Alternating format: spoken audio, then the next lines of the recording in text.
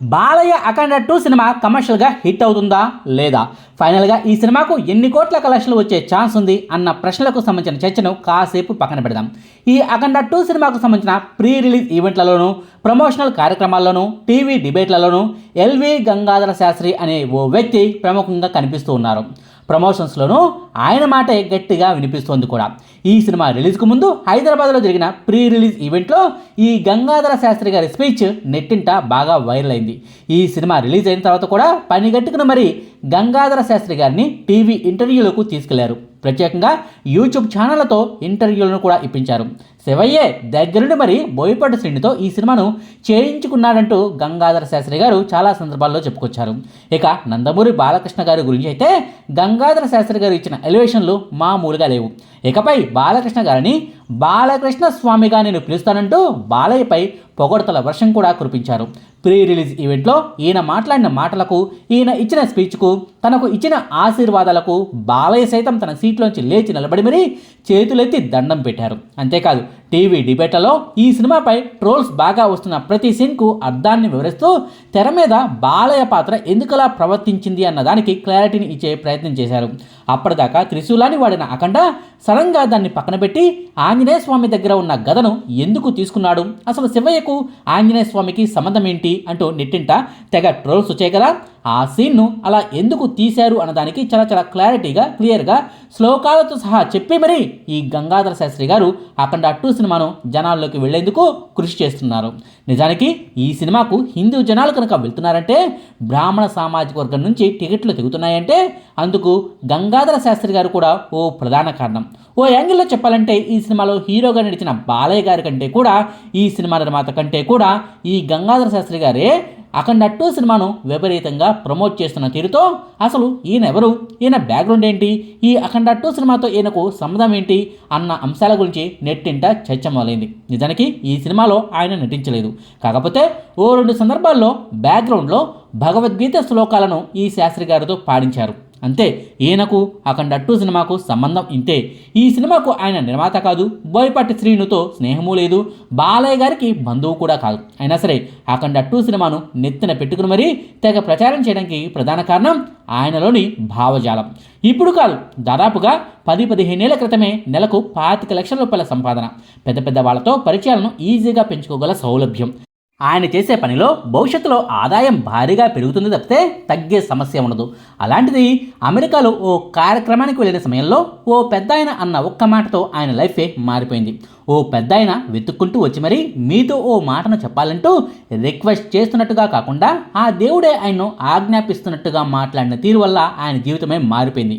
మీ గొంతులో ఓ ధ్యాన గుణం ఉంది, మీ వాయిస్ జనాలను సమ్మోహనం చేయగలదు. ఈ డబ్బు, ఖ్యాతి, పేరు కోసం కాకుండా ఈ సమాజానికి ఉపయోగపడేలా ఏదైనా చేయండి, అప్పుడే మీ జన్మకు సార్థకత లభిస్తుంది అంటూ ఓ పెద్దాయన చెప్పిన మాటల వల్ల గంగాధర శాస్త్రి గారిలో అంతర్మదనం, తీవ్ర ఆలోచన, తాను ఇప్పటిదాకా చేస్తున్న పని పట్ల విరక్తి వెరసి ఓ కొత్త ప్రయాణం, కలలో కూడా ఊహించని సాహస కార్యానికి పూనుకోవటం, అడుగులు ఎటువైపు వెళ్తున్నాయో కూడా తెలుసుకోలేని ఆధ్యాత్మిక మమైకం.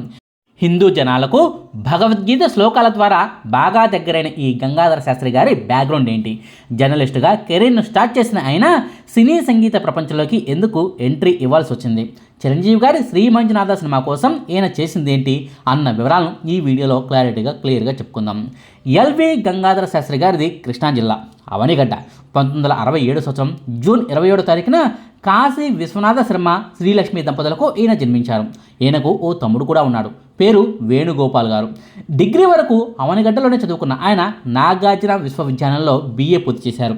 కుటుంబంలో ఎవరికైనా ఏదైనా వ్యాపకం ఉంటే అదే ఆ తర్వాత తరానికి కూడా అలవాటుగా మారిపోతుంటుంది కదా. గంగాధర శాస్త్రి గారి విషయంలోనూ అదే జరిగింది. తల్లిదండ్రులిద్దరికీ సంగీత పరిజ్ఞానం ఉండడం వల్ల చిన్నతనం నుంచే తల్లిదండ్రుల దగ్గర నుంచి సంగీతంలో ఓనమాలను నేర్చుకుంటూ వచ్చారు. ఘంటసాల గారంటే గంగాధర శాస్త్రి గారికి చిన్నప్పటి నుంచే ప్రాణం, విపరీతంగా అభిమానించేవారు. ఆయన పాటలను స్ఫూర్తిగా తీసుకునే పాటలను పాడటం మొదలుపెట్టారు. హైదరాబాద్లోని శ్రీ త్యాగరాజ ప్రభుత్వ సంగీత నృత్య కళాశాలలో 5 ఏళ్ల పాటు సంగీతం నేర్చుకున్నారు. ఆ తర్వాత శ్రీరంగం గోపాలరత్నం గారి దగ్గర నుంచి కర్ణాటక సంగీతాన్ని కూడా నేర్చుకున్నారు. ఆ తర్వాత రోజుల్లో కూడా డాక్టర్ కోవెల శాంత, వాసా పద్మనాభం, హరిప్రియ, రేవతి రత్నస్వామి గారుల వద్ద కూడా సంగీతాన్ని అభ్యసించారు. అయితే సంగీత ప్రయాణం చేస్తూనే, గురువుల వద్ద సంగీత అభ్యాసం చేస్తూనే 1990 సంవత్సరంలో ఈనాడులో సినీ జర్నలిస్టుగా తన కెరీర్ను మొదలుపెట్టారు. సినీ జర్నలిస్టుకు సినిమా వాళ్లతో పరిచయాలు ఏర్పడటం కామనే కదా. ఆ పరిచయాల వల్లే ఈయనలోనూ ఓ సంగీత కళాకారుడు ఉన్నాడన్న విషయం సినిమా వాళ్లకు అర్థమైంది. తద్వారా గాయకుడిగా పలు సినిమాల్లో పాటలను పాడే ఛాన్స్ కూడా లభించింది. 1994 సంవత్సరంలో దాసరి నారాయణరావు గారు దర్శకత్వం వహించిన నాన్నగారు అనే సినిమాలో పాటకు గాను ఉత్తమ నూతన గాయకుడిగా వంశీ ఇంటర్నేషనల్ ఫిల్మ్ సొసైటీ వారి దగ్గర నుంచి పురస్కారం కూడా గంగాధర శాస్త్రి గారికి లభించింది. నేపథ్య గాయకుడిగా ఆయనకు అదే తొలి సినిమా. ఆ తర్వాత చాలా సినిమాల్లో ఆయనను పాటలు పాడారు. 1995 సంవత్సరంలో అమ్మ మనసు టెలి సీరియల్కు ఉత్తమ గాయకుడిగా ఆంధ్రప్రదేశ్ ప్రభుత్వ నంది పురస్కారం లభించింది. 1995లో గీతా ఆర్ట్స్ థియేటర్ హైదరాబాద్ వారిచే రాజీవ్ గాంధీ నేషనల్ ఇంటిగ్రేటెడ్ అవార్డును స్వీకరించారు. 1కి 5 టీవీ సీరియళ్లకు ఆయన సంగీత దర్శకత్వం కూడా వహించారు. భక్తకవి పోతన, భారతీయ సంస్కృతి శిఖరాలు, మహాగణపతి, నట సామ్రాట్, నాగబాల, విశ్వంబర వంటి తెలుగు టీవీ సీరియళ్లకు కూడా ఆయన సంగీత దర్శకత్వం వహించారు.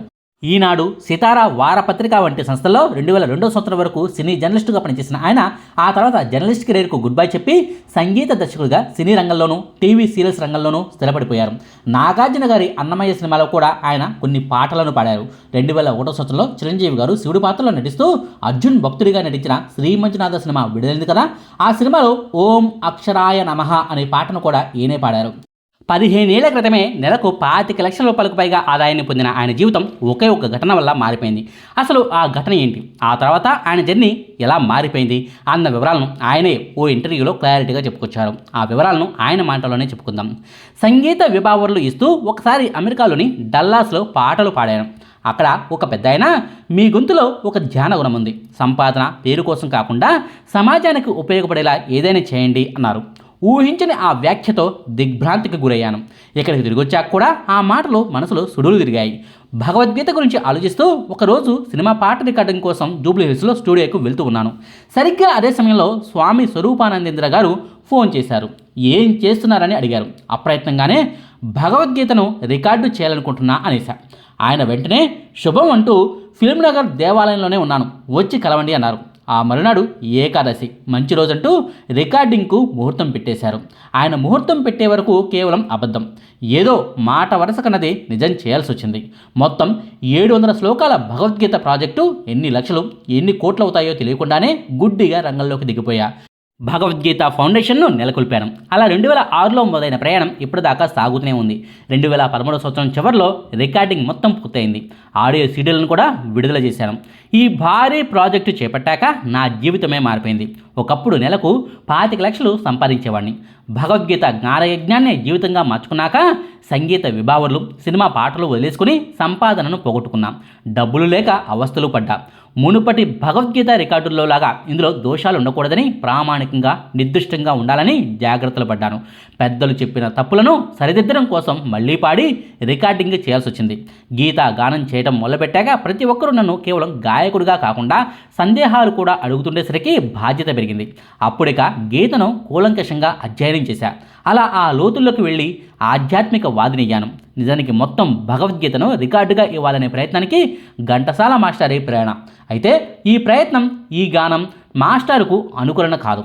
భగవద్గీతలో ఎంపిక చేసిన కొన్ని శ్లోకాలకే ఘంటసాల గారు పరిమితమయ్యారు. నేను మాత్రం మొత్తం గీతాగానంతో దాన్ని మొత్తం పూర్తి చేయగలిగాను. కాలేజీలో ద్వితీయ భాషగా చదువుకున్న సంస్కృతం, అలాగే నేర్చుకున్న కర్ణాటక సంగీతం ఈ ప్రాజెక్టుకు బాగా ఉపకరించాయి. 700 శ్లోకాలను వేర్వేరు రాగాల్లో స్వరపరచగలిగా. అయితే ఘంటసాల మాస్టారు ట్యూన్ చేసిన 106 శ్లోకాలను ఆయన గౌరవార్థం అదే ట్యూన్లో ఆయన గాత్ర ధర్మంలో పాడారు. ఘంటసాల గారి భగవద్గీతలో వేణువు, సితార్, కీబోర్డు వాడారు.